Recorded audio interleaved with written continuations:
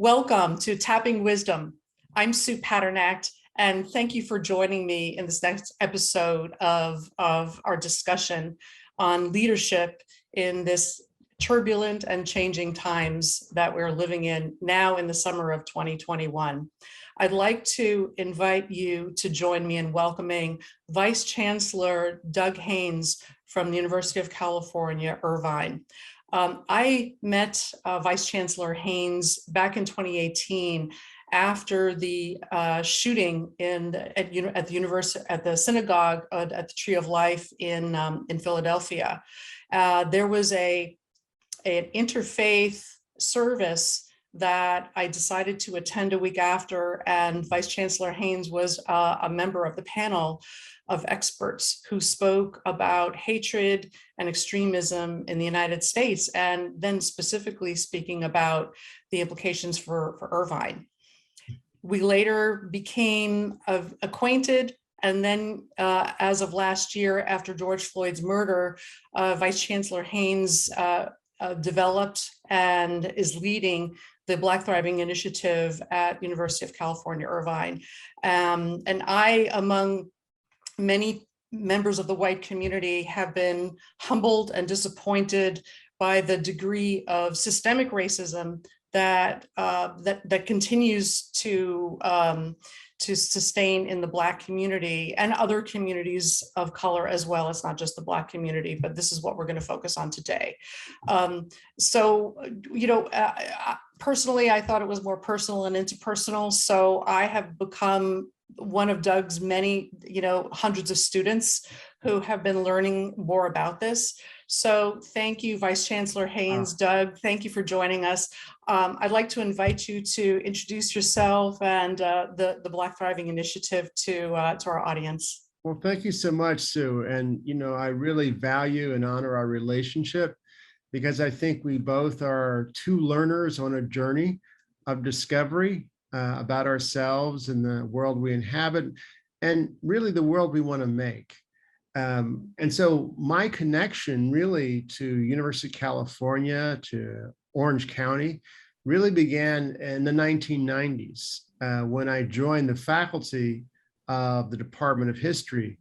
I'm trained as a modern historian of Europe, and I focus on the history of medicine, science, and technology. And over the more than 2 decades, I've not only grown as a scholar, as a teacher, but also I've also grown in administration and leadership.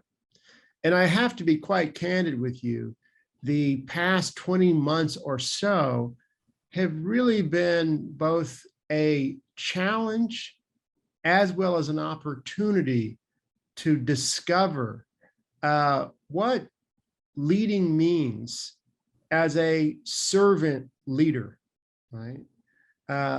I think it goes without saying that the cascade of challenges that we as a society are facing, whether it is COVID, which is a still real challenge for so many people in this country and around the world, whether it's the economic uncertainty that's associated with it, whether, and more particularly, it revolves around the persistent reckoning around racial justice in this society.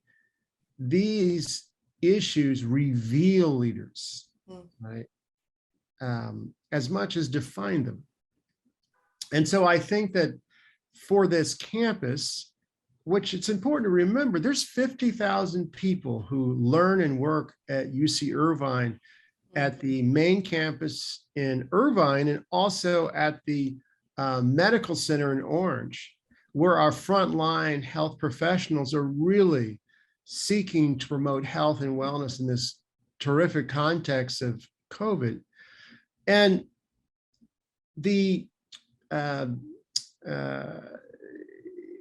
as we began to respond, not react, but respond to these challenges, Chancellor Gilman asked me in May of 2019, May of 2020, to develop a far-reaching and ambitious initiative in support of the Black community.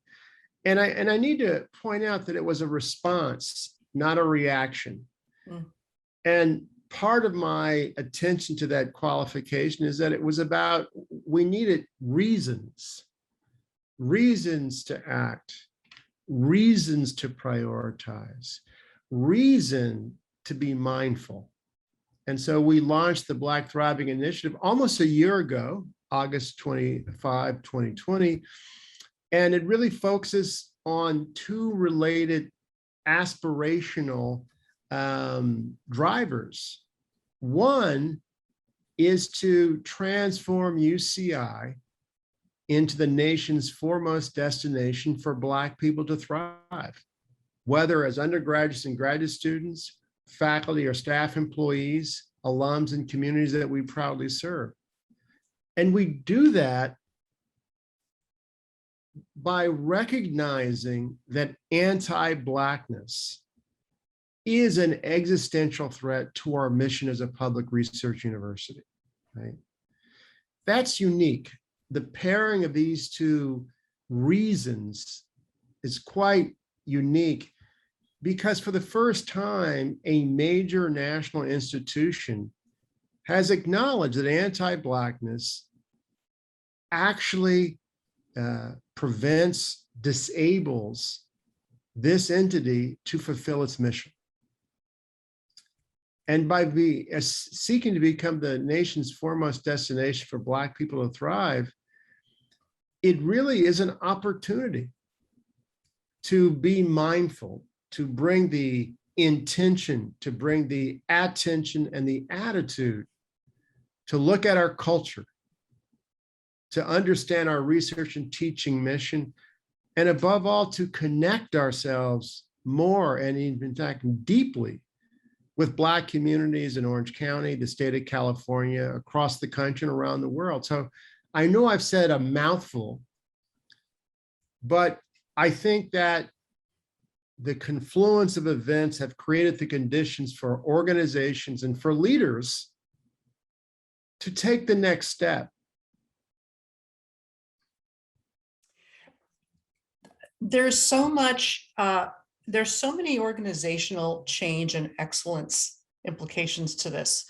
So, and what I'm hearing from you, Doug, is that you actually paired a moment that called for justice, and there was cultural readiness for justice and equity with advancing the goals and aspirations and interests of the institution in which it resides. So it was kind of a both and. So again, because I'm interested in helping our listeners understand what it took for you as a leader, right? From a leadership perspective, what are the leadership lessons to launch your vision from where it was from the moment Chancellor Gilman, declared we shall do this to where we are today? And I'm just interested in that story, interested in your journey. Well, thanks for that question, because I think it's valuable. And I want to begin by saying I'm coming from a very humble place, that I've been a part of a large organization, a research organization, one of the best in the world. We're wonderful at producing research, transmitting it, translating it, transmitting it to learners. We really are just beginning to be a learning organization. That is to say, who are we? Who is our community? Are they thriving? How do we know? How can we improve? Every organization can ask those 4 questions, right? Because it's not just about projecting, right? But also understanding who we are as a community. And so I've been engaged in that for quite some time.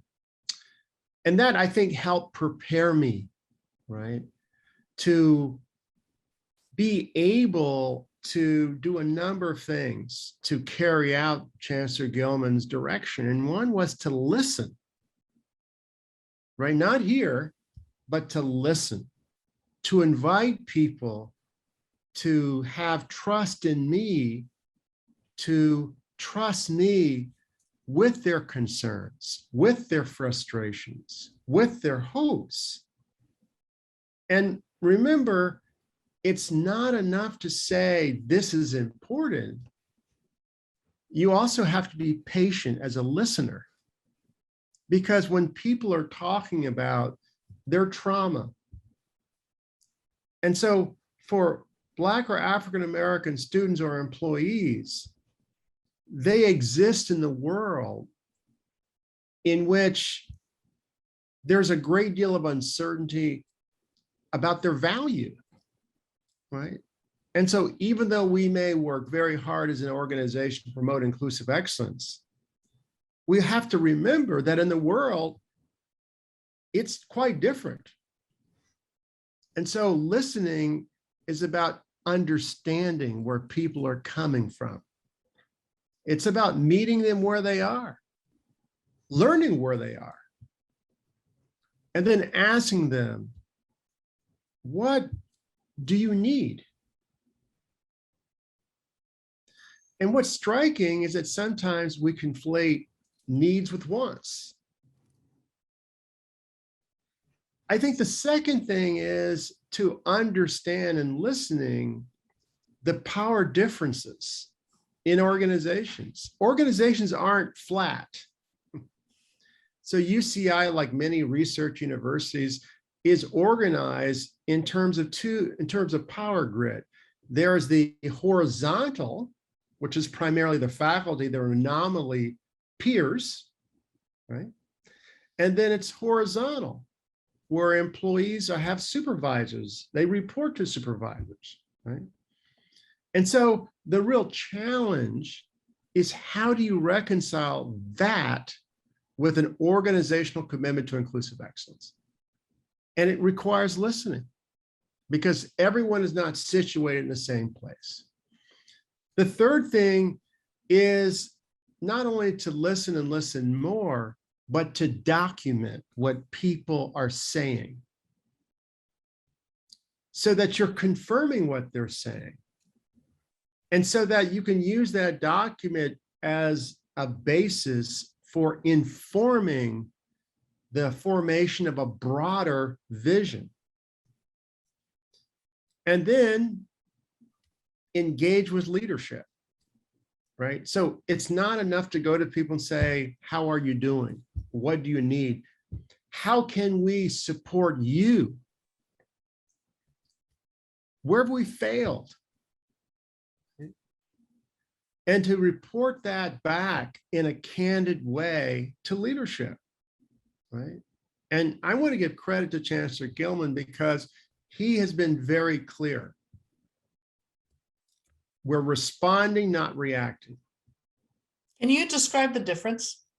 Responding is actually processing information, understanding it, situated in context. How does it relate to the organization? How does it relate to the different tiers of leadership? How does it relate to individuals who are situated as learners or workers? How does it situate to our identity as one of the leading inclusive excellence universities in the country, right? So listening, rather responding, is a very deliberate process, right? Reacting is simply taking what you see or hear and assuming that you know everything. Yeah. That's where you find blind spots. That's where you reproduce the same mistakes. And that's why some employees or students become disengaged. It didn't work in the past, and it certainly is not going to work in the future. Yeah. And so once you move from listening to engaging with leadership, then this is the moment of courage. The moment of courage is for an organization to commit itself to do something different. And what was different about the Black Thriving Initiative, and remains different, I would say, is that we acknowledge that anti-Blackness poses an existential threat, that it matters to me, it matters to you, it matters to students today and tomorrow, to staff today and tomorrow, to faculty today and tomorrow. It matters as much to non-Black people as it does to Black people. It's not a zero-sum game, right? And so coming around to that is very powerful because it recognizes a reality, but it also commits the campus to do something about it. So as you've gone through these steps, which are very helpful for those who are listening and want to do something comparable in their organizations, I can't help but think about some of the barriers that you may have faced in this process, right? Because these are the best practices steps that, it's the recipe that makes it work. Right. Tell me a little bit about barriers, whether it's naysayers, whether it's structural, whether it was resources, et cetera, and and how you overcame them. Well, I would first say it is an iterative process. Change management is an iterative process, even in extremely hierarchical organizations, right? It is iterative. First and foremost, the way we approached it, and I say we because it's part of a larger community, is to begin with reason that's grounded in understanding. And so we provided 3 reasons why the campus engaged in this whole universal response. First, as I mentioned before, anti-Blackness is an existential threat. It's in our self-interest, right? The second was, it's our response as a great public research university to the imperative to advance racial justice. And the third is, it builds on our commitment to inclusive excellence in so many ways. And in making those arguments, we wanted not only to point out what's distinctive about it, but also to address doubts that people may have. One thing to be aware of is that in the United States, the presence of Black people has continually been characterized as legally problematic, right? Whether when we were enslaved, whether during the era of Jim Crow, when we were nominally citizens but treated as second-class citizens, and even to this day, where when you look at the differential experiences, whether in the economy, healthcare, and education, Black people experience differential outcomes relative to other populations, right? And so those reasons are really about trying to make people appreciate why we should be going in this direction, and then to provide information and resources for them to interrogate their own concerns. It's like the final, it's the final act, right? That is going to the systemic, because I have heard people say, well, we got rid of slavery, we got rid of Jim Crow, we had the Civil Rights Act, what? Right, we even had a Black president, right? So what's the problem? Okay, we had this bad experience last year. Come on. Here's an example, and here's an example where reasons are important that I sort of described. Data. So in the Golden State of California, and I'm a native of California, when you look at the greatest public research university system in the world, that's the University of California, 4% of the enrolled undergraduates identify as Black or African American, 4%. Right? What percentage of the inmate population in the California corrections systems identifies as Black or African American? Well, nearly a third, 30%, right? And so that's an illustration of systemic racism. How is it possible that so few talented African American young people are enrolled in UC, and nearly six times their number are inmates in the prison system. Now, for most people who go through life, they don't see these two things. They may see one thing if they come to a campus, Black students in relative low numbers. But most people don't have contact with the prison system. It's out of sight, out of mind, right? But that's an illustration of how policymaking can produce these different outcomes, right? Both negative. We're not utilizing talented Black people. However, in the prison system, we are hollowing out lives and communities because so many Black men and women are doomed as inmates, right? And so for some folks, it's a challenge because people may object to the killing of George Floyd, but in some sense, that's not an isolated incident, right? The question becomes, why is it necessary for a global movement of protests to make people see that? And so when you look at the elements of Black thriving, it consists of three key action platforms. The first is change the culture. And we do that based on this idea that accountability begins with understanding, right? It's fundamentally about education, right? And so we have a range of tools and resources, some of which you're familiar with, that's open to everybody. We know it's an uncomfortable topic, but we try to create an environment of psychological safety for people to learn, right? The second is to leverage our research and teaching mission to advance understanding about the Black experience and drivers of well-being and support of Black communities. It often is assumed that universities and colleges across the country are doing this. You'll be surprised how few are, right? And so we have this amazing capacity as just in a remarkable institution to do more by being more self-aware.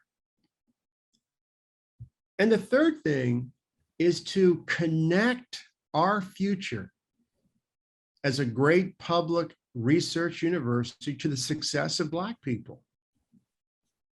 And so again, it's connecting our institutional interests to Black communities. It means that our research is helping to promote thriving Black communities. It means that we're creating a culture for Black people when they come to this campus will thrive. Now, even as we work through the three reasons that I mentioned, the action platforms that I just described, some people will think, well, is this legal? Right? Because we have a state constitutional provision that says that you can't consider race in hiring or admissions, right? This is legal. Even though the impression may be that any discussion of Black people is suspect, this is legal. It's legal for Black people to thrive in California, in the United States. It's legal. It's totally legal. Indeed, it's an imperative for public institutions to take the steps to create a culture of thriving. Right? It's possible. There's so many examples already of what we're doing. You know, UCI is the first campus to have a Black chancellor in the 150-year history of the University of California. Yes, our former chancellor. Now UCI. president of the University of California. And so it's not only legal, we have an interest in it as a public institution because we're supposed to be serving the residents of the state of California. It doesn't take anything away from anyone. If Black people thrive, it doesn't mean that other people lose. It's not a zero-sum game. I mean, it would seem to me, we're talking about American citizens who have not had, equal access, equal opportunities. If anything, that seems like it's not legal. and bringing, just bringing everything, to parity is what just makes sense from an equity and justice standpoint, which is, it's all about freedom and it's all about opportunity, and that's what America was founded on. So we're just closing the loop, right? We did a few things, to get there, but we're not there yet. So this is the next stage of work that needs to be done. Absolutely. And I think this work, it cannot be done. It cannot be done by Black people alone. It can't be done. It's far too challenging. Just to give an example, if you look at US history during the era of slavery, that coexisted with the founding of the United States as the first modern democracy. And so Black people who were enslaved and the very few who were free had to reconcile that tension largely by themselves and with a growing number of white allies. During the era of Jim Crow, where Black people were nominally American citizens, but treated as a racial caste, they had to negotiate that contradiction, right? And today, even though we live in a society that is committed to diversity, we know from an overwhelming amount of research that Black people experience differential outcomes, right? And so now it's time for us as individuals to understand the contradictions and to work to address them, right? Black Thriving is about unleashing the potential of even greater innovation, discovery, and creativity that we too often have ignored or overlooked. And so we're in year 2 now. We're starting year 2 of Black Thriving. And Sue, we have to accelerate our efforts, right? Because we still are competing for people's attention. We still have to be open to address people's concerns, their misunderstandings, right? While building a movement across the enterprise. And so it's as much about a social movement as it is about change management, right?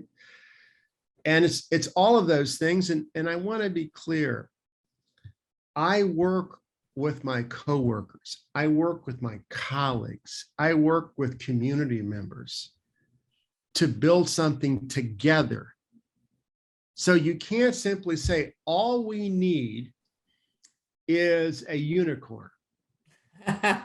Yeah. That will not help you. That will not help you.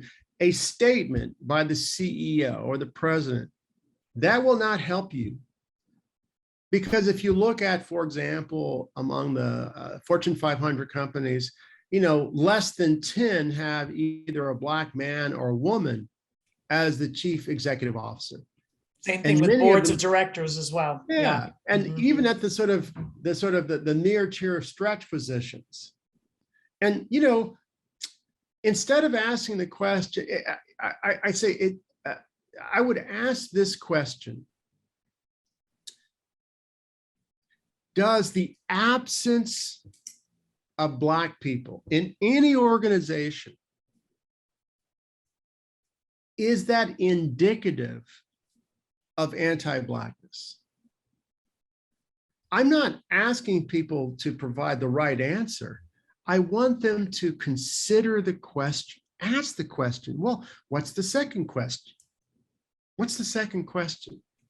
Because if you look within your own organizations and you don't see Black people among your senior marketing team, sales team, research, finance, ask the question, why is that?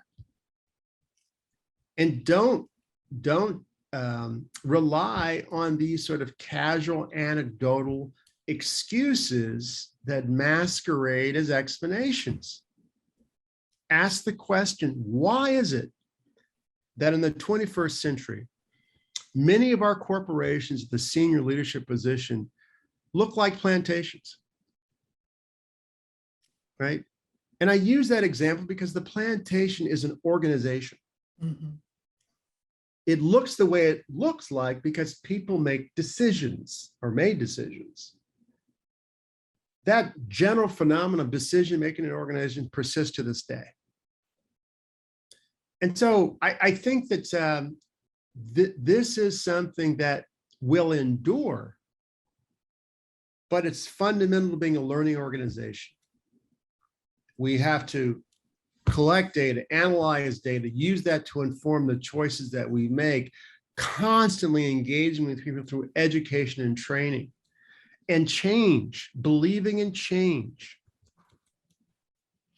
Through the cult. So that's a perfect segue to start to kind of wind down to our final questions. The first of which has to do with the three takeaway question that I like to ask. Okay. So with all of the insights that you've brought to this role and how you've changed and you've learned and you've gone through this journey, not only yourself as a leader, but as a leader who is building community, toward a greater vision, right? Toward a better future, right? As our campaign says, a more brilliant future, right? For not just the university, the 50,000 of us, but also the extended community, within Orange County and all the people we serve and the broader community as part of the UC system and the broader California, right? So there's different,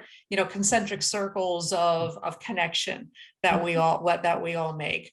So with all of that, what would you say to that person who is listening to this and saying, what are like the three big takeaways that I could use to just start a conversation to get this going that could make people go, yes, let's move on this. Let's give this energy. Let's give this power. Let's give this resources. I would say the first thing is thank you for just being curious, right? Because that's where we start from as human reasoning beings. And I'd say the first thing to do is visit the BTI website. And I'll tell you why, because then you'll actually see and understand why BTI exists, okay? You may disagree with it, right? But there are reasons there. There's a set of arguments there, right? So that's the first place, because I don't think it's good for anybody just to start any conversation if you're not grounded in knowing what it is you're talking about. I certainly wouldn't want to go to my dentist and have them say, you know what, Doug, I think you need some work on your heart. Yes, right. Right. Now, unless this person is a trained cardiologist, I'm skeptical. But in all things, reason, knowledge, information is so important. And you can do that. It's free. It's free. There are no barriers to it, right? You can watch online content that's recorded. You can read it. Ask questions. Send an email to inclusion@uci.edu. I'll do my best to answer it, right? So that's the first thing. Be curious and act on your curiosity. Engage with the reasons, the knowledge and information. Learn something that you didn't know before. And so I would say, so that was the first one. Did you say the three takeaways? Three takeaways. There was thank you, along with checking out BTI, the Black Thriving Initiative website, and being curious about what's there. And I would say, if you want to translate that curiosity and knowledge that you're gaining, join one of our modules. It meets once a week, just 5 times, a total of 5 hours. And the 3 modules answer 3 questions. Why are people protesting in the streets? And we look at the Black protest tradition in the United States. The second question is, why is it necessary in the 21st century to assert that Black lives matter, right? And so we look at the structures and mechanisms that devalue Black people, that explain why it's necessary to say that Black lives matter in the 21st century. And then the third module looks at authentic allyship. You know, it's not enough to simply post and like or sign a petition, right? Becoming an ally is really about a decision about your relationship to other people, the integrity of that relationship, and it's grounded in knowledge and information.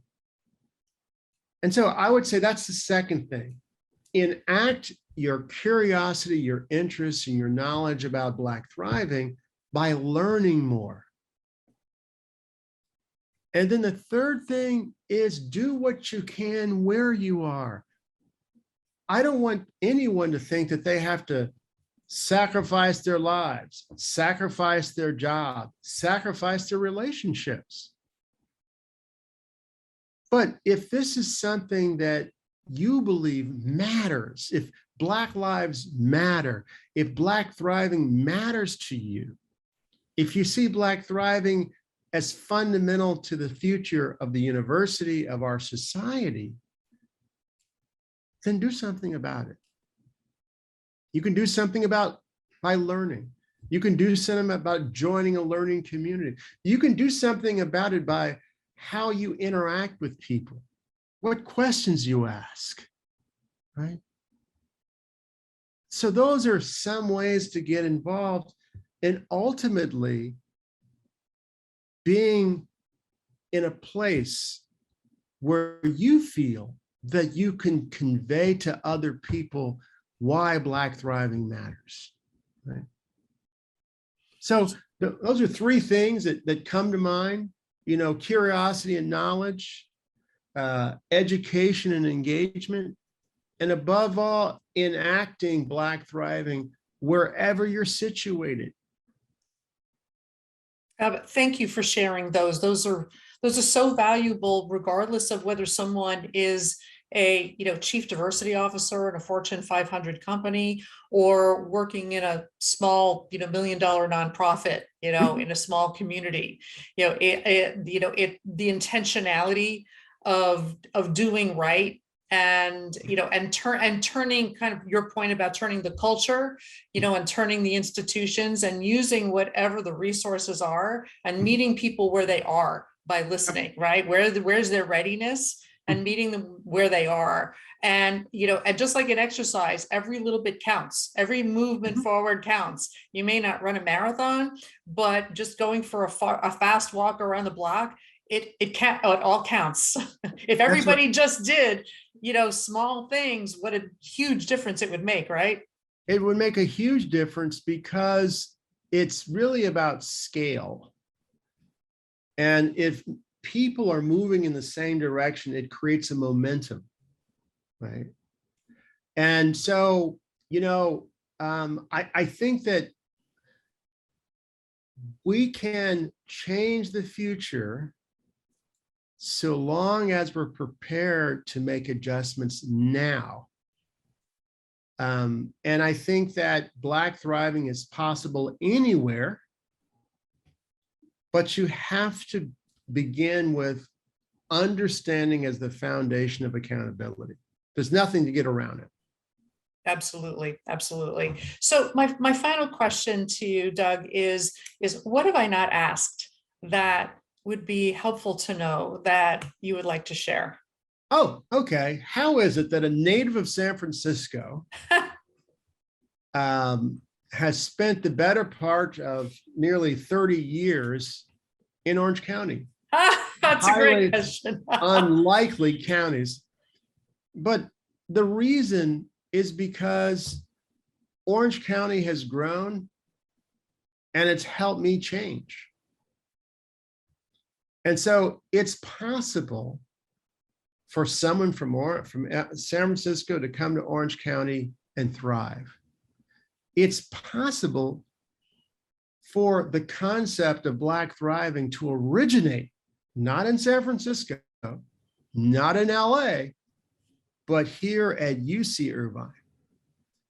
And finally, you know, I know we're bound by time as humans, but this is a legacy for all of us. We can all build this legacy together in Irvine, at UCI, in Orange County, across the state, and across the country.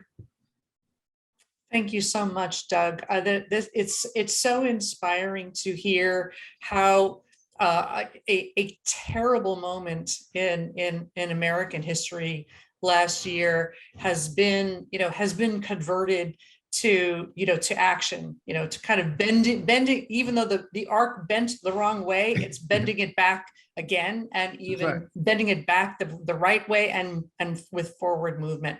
So thank you for sharing your wisdom and your time. How may people learn about the Black Thriving Initiative, and how might they reach the Inclusion Office? Wonderful. Thank you for asking, Sue. First and foremost, you can find out all that you want to know about the UCI Black Thriving Initiative is by going to UCI Black Thriving Initiative, or you can go to inclusion.uci.edu. And if you want to send an email, send it to inclusion@uci.edu. At all events, just Google it, right? But remember, relationships can begin with a simple email, but that relationship grows by the interaction. Absolutely. Thank you so much. And thank you everybody for listening. This has been Tapping Wisdom. I'm Sue Padernacht, and thank you for sharing, and keep it moving forward. Bye-bye.